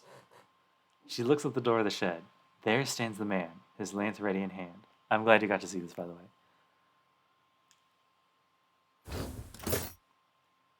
She moves faster than I can think. The knightly girl leaps out of the shed without hesitation. I get up and follow the girl, even forgetting the pain in my body. There's no way that girl will be a match for him. Even armored like that, she's a girl smaller than me. She really is real small. Stop! My words are silenced by the sound. What? I can't believe my eyes. This time my head really does go blank. What is she? The sound of weapons. The moon is hidden beneath the clouds, and the yard has returned to its original darkness. In it, sparks are born from steel hitting steel. The lance-wielding man wordlessly attacks the girl who jumped out of the shed, but the girl parries the blow of the lance and knocks away all following attacks, driving the man back with every blow. I can't believe it. The girl called Saber is overpowering that man. The battle has begun. What happened between me and him earlier was not a battle. A battle's a fight between two people who can kill each other. Whatever the difference in skills, if each has a way to kill the other, you'd call that a battle. Their fight is a battle in that sense too. The man's lance that I couldn't even see was thrown with even more power. But the girl parries it with the thing in her hands and closes in on the man. Damn. The man retreats a bit. He holds his lance vertically to protect his wrist as the girl goes for him. Action! Gah! For a moment the man's lance glows. It was a blow like an explosion, and I guess it really was one. The instant the man blocks the thing the girl's holding, the lance in his hand glows and is electrified. The man and even I can tell what that is. That's a force of magical energy so strong that it's literally visible. In each of the girl's blows is a terrible amount of magical energy. That outrageous amount of magical energy is penetrating the opponent's weapon just by touching it. Such a thing. It would take such force just to block it. If you think of the man's lance as an accurate sniper rifle, the girl's blows is like that of a powerful shotgun. I'm just going to turn it down a little bit more. Every time the girl swings, the yard is filled with light, but that isn't what's overpowering the man. Coward, what are you doing hiding your weapon? The man complains while avoiding the girl's fierce attacks. The girl doesn't answer, but only attacks even more with the thing in her hands. You. The man retreats without even a chance for a counterattack, because the girl's weapon is invisible. As he cannot see her range, it would be careless to attack recklessly. Yeah, it's invisible. The girl definitely has something in her hand, but you can't see what its shape is, nor how long it is. You can't even tell anything about it. Perhaps it's totally invisible, as it does not show up even when sparks fly off of it. Damn! The man must be having a hard time defending against it, as his moves aren't as sharp. And the girl lets out a voice for the first time. She swings her weapon with more fury. A storm of swings without pause. The flying sparks remind me of a blacksmith hitting iron. The lance-wielding man blocks them, clicking his tongue. Weird. I must say, I do admire his skill, even though he did try to kill me. The man is blocking invisible blows, watching only the opponent's legs and arms. But that isn't it. You only need to beat down someone who's gone defensive. As if to say so, the girl steps even closer to the man and delivers a blow with all her might, as if smashing him down. Don't underestimate me, fool!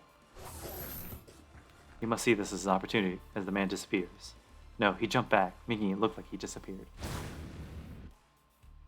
The girl's blow cuts through the air and destroys the ground, kicking up dust. The blow, swung as a final one, was easily dodged. Idiot? What is she doing? I can tell even from a distance. I don't know about the careful blows from before, but such a big blow won't be able to touch that man. Even that man's body must have been strained under all those attacks, but he suppressed it for an instant and jumped away. As if this blow will determine the victor. The man who jumped back several meters jumps as soon as he lands. As if reversing his retreat, he jumps at the girl. In contrast, the girl still has his sword in the ground. That opening is irrevocable. The red lance returns in less than a second, and the girl twirls her body with the sword still in the ground.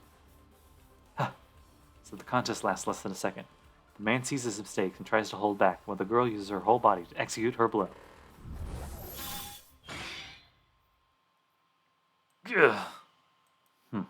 The man blown away and the girl who blew him away both seemed discontent. They each launched their blows to kill each other. Even if they allowed them to escape immediate danger, they were worthless. Their distance opens. The two stare at each other silently. What is wrong, Lancer? It would not do your name credit if you just stand there. If you will not come, I can. You're going to come and die? I don't mind, but let me ask you this first. Your noble phantasm. Is it a sword? The man glares as if staring right into her heart. Who knows? It might be a battle axe, or it might be a spear. It might even be a bow, Lancer. Keep talking, Saber. Perhaps it's really funny for him.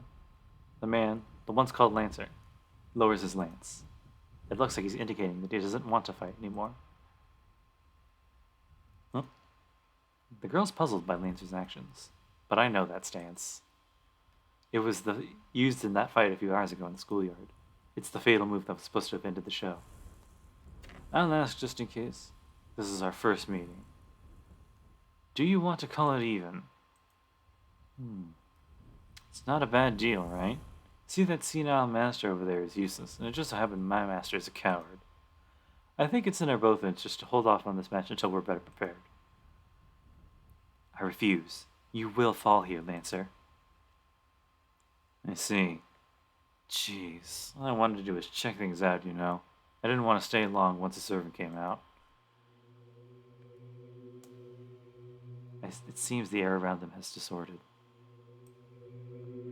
I'm gonna find a good thing for the music anyway.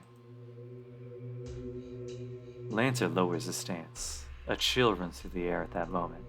It's exactly like back then. The magical energy rumbles in a whirlpool centered on that lance.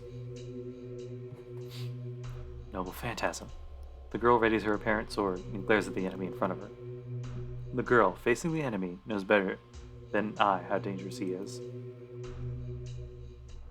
See ya. I'll take that heart of yours. The beast jumps. Lancer instantly appears in front of the girl as if he teleported and thrusts his lance at the girl's feet.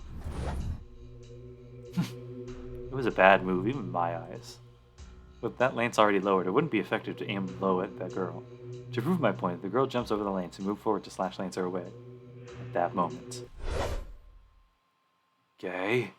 With words themselves charged with magical energy. Bulk! The lance thrust at the girl's feet rushes towards her heart.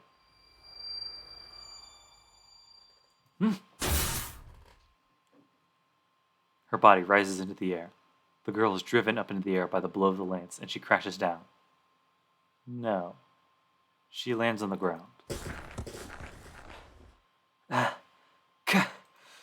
She's bleeding. The girl who hasn't even received a scratch so far is bleeding badly from her chest. A curse? No, a reversal of causality. I'm surprised too. No, since I saw it from a distance, I could tell better than her that the attack just now was a weird one. The lance was definitely aimed at her feet, but it suddenly changed its course, moving strangely in an impossible direction, and pierced the girl's heart. But the lance itself has not grown or bent. It looks so natural that it makes one think the lance was already in her heart, and for that reason it's weird. It's not as simple as the lance changing its course and piercing her heart. The lance did not change its course, but changed the means so that the result would be so. The lance thrust with the name carried the result of piercing her heart as a premise. In other words, the process and the result reversed. As long as there was a result, the lance piercing her heart, the course of the lance was merely something added later to prove the fact. One quick second to just do something real quick.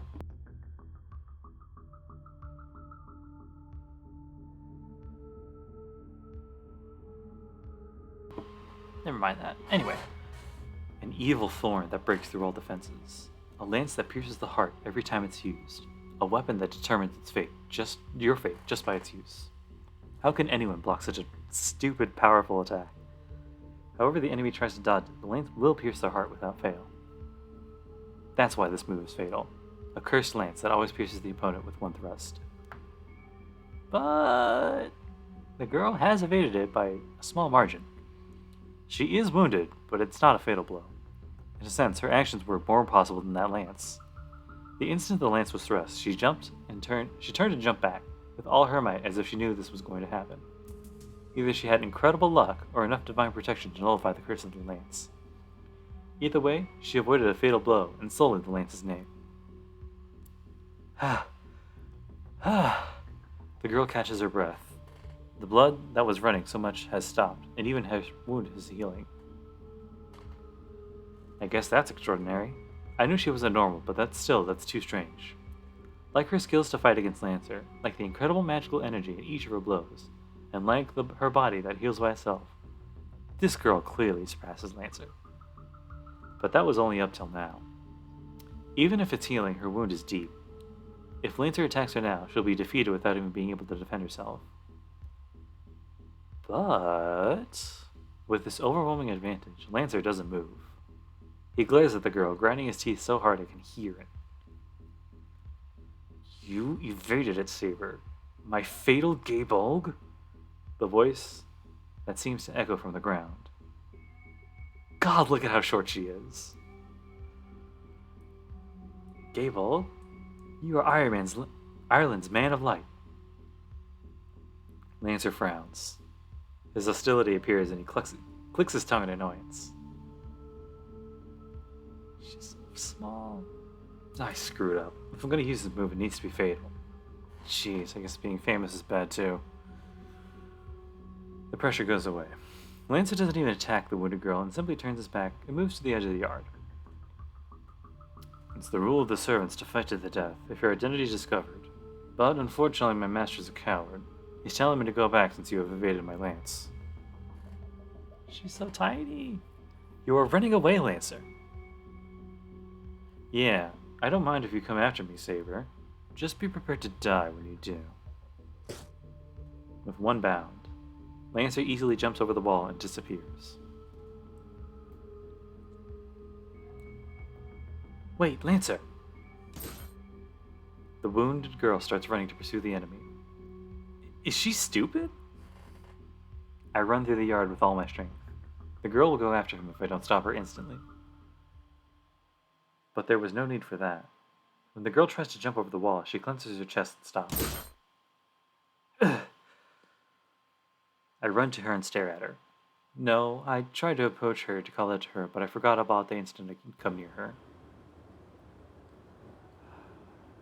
To put it simply, everything about her is absurd. Now that I'm near her, I can tell that the shiny armor she wears is really heavy. The old-fashioned cloth is smooth and vivid blue. But that's not what fascinates me. The girl who seems to be a few years younger than me is beautiful. The golden hair lit by the moonlight is finely textured, as if sprinkled with gold dust. The face, with some sign of naivete, has elegance, and her white skin looks soft.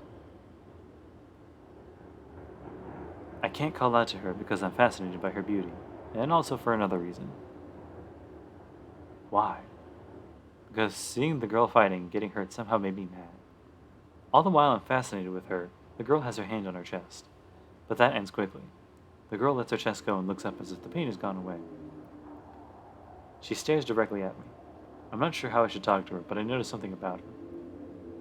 The wound is gone? Even though it missed her heart, that lance stabbed her in the chest, but she's unscathed. It also makes it easier to draw the standing pictures. But I've heard of healing magics, but I don't see her using anything like that. So it must mean she automatically heals when she is wounded. Then my brain switches gear. This is no time to be fascinated by her. She's a strange being. I can't let my guard down until I know what she is. Who are you? I take half a step back and ask her. What do you mean? I am the servant Saber. You summoned me, so I do not think you should need to confirm it. The servant Saber? Yes, so please call me Saber. She replies without hesitation. Her tone is polite, yet gentle, and just hearing it makes my head go blank. Hey, what am I getting excited about? I see. Kind of a weird name.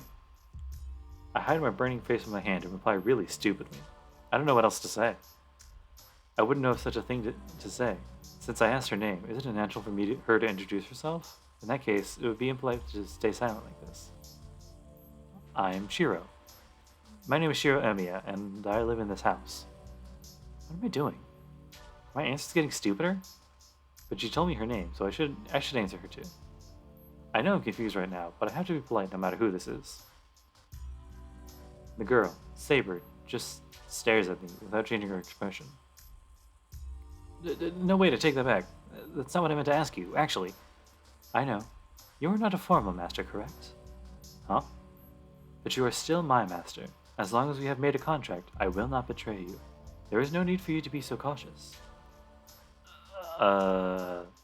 Crap. I can hear her words, but they make no sense to me. All I know is that she's calling me a ridiculous word like master. What's wrong? No, that's wrong. My name isn't Master. Then I shall call you Shirou. Yes, I like the sound of that better. As soon as she says my name, I think my face lit up on fire. Shouldn't you call someone by their last name on a first meeting? Oh, wait a minute, why are you calling me... Ow! Pain slowly runs through my left hand. It's burning. The back of my hand is burning. My hand feels like it's in a fire, and... Man, those hands. And it's on it is a strange mark that looks like a tattoo. What the... That is called a command spell, Shirou. It is the 3 claims on a servant's obedience and the life of a master. Please do not use it thoughtlessly. Who? Before I can finish with "are you," the air around her changes. Shirou, heal my wounds. She speaks in a cold voice. It seems her attention is on something far away, behind the wall and not me. Wait, you're asking me? I'm sorry, but I don't know any such difficult magic. Besides, it's already healed.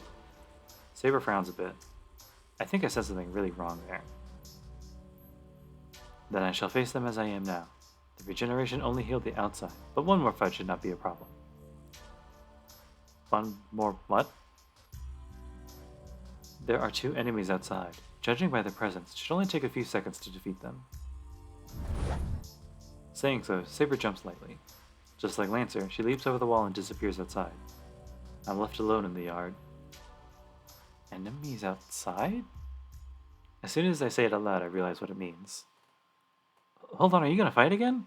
My body starts to move. Without thinking, I run to the gate with full force.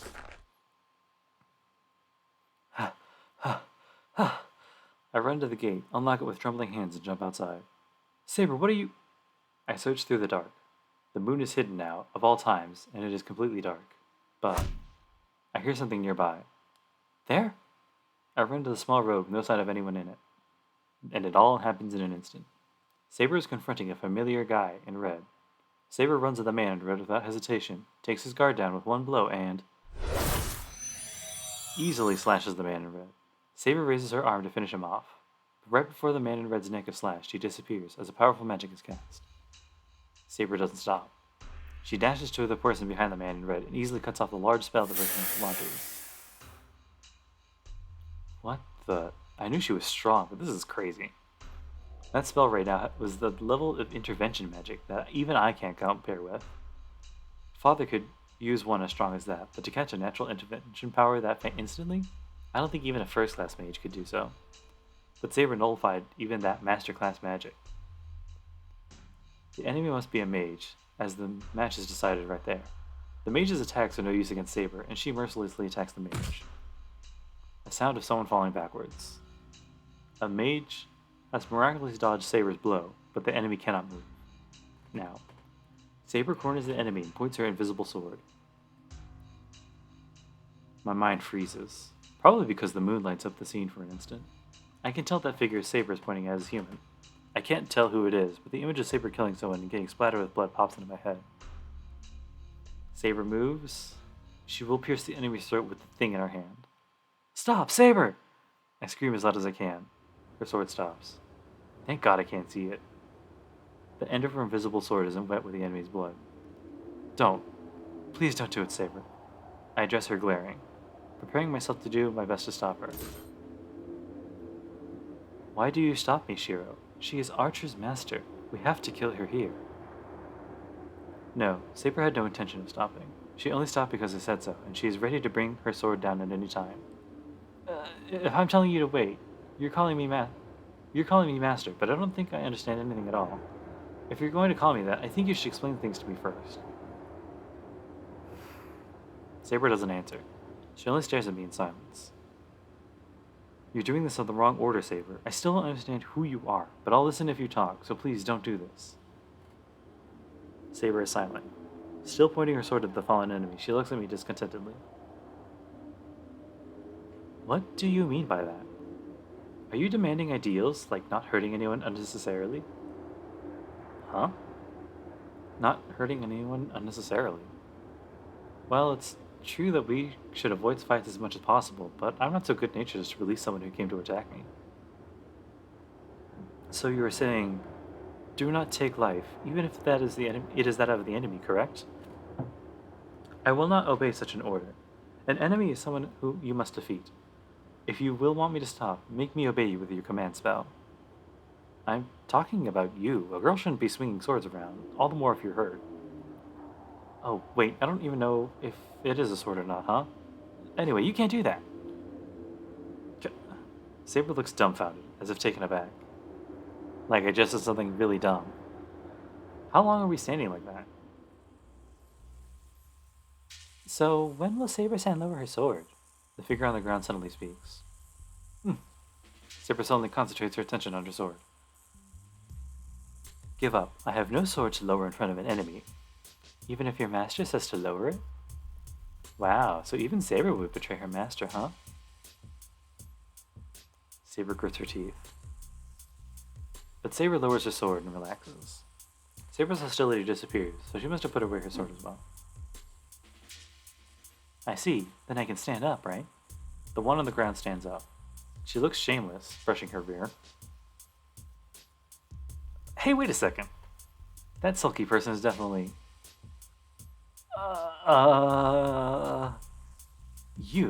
You're Tosaka? Yes, good evening, Emiya-kun. Tosaka Rin replies with a big smile.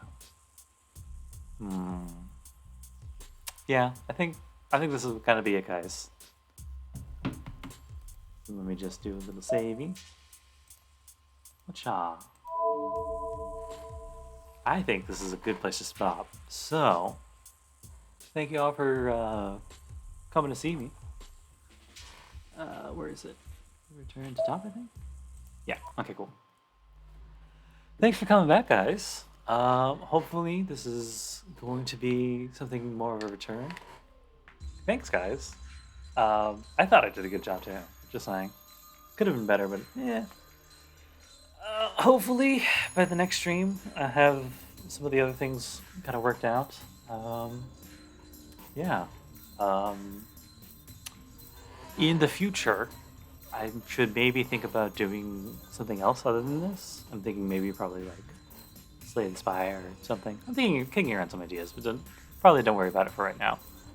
But yeah, thanks for showing up, guys. And if you missed this episode, or you didn't catch it live, or whatever, the VOD will be up sometime tomorrow, probably in the afternoon. But yeah, thanks for showing up, guys. Bye.